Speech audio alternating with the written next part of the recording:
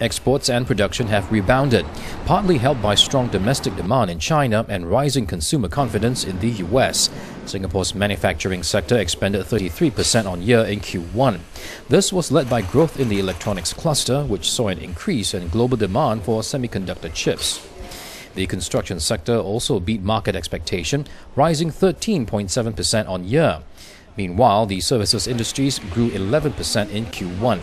But some economists expect growth to moderate to between 7 and 8% on year in the second quarter, partly due to the fallout from Europe's debt crisis. While we are not factoring a deepening of the credit problems, but it may be a long-drawn process and there might be some spillover. Few channels that we see would transmit that the impact from Europe itself towards Asia and to Singapore. So one of them is trade flows.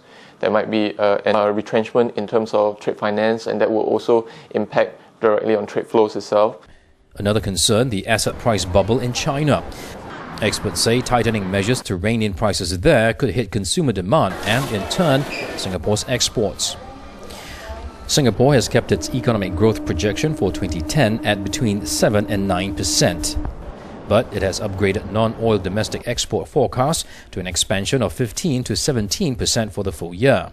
The return of the US consumer heralds some hope at a time when economic prospects in the EU are dimming. There's also another element that is the reawakening of the Chinese consumer that continues to grow, and that will essentially continue to grow in the quarters ahead. Singapore's economy has expanded for the third consecutive quarter, recovering from the recession triggered by the global financial crisis in late 2008.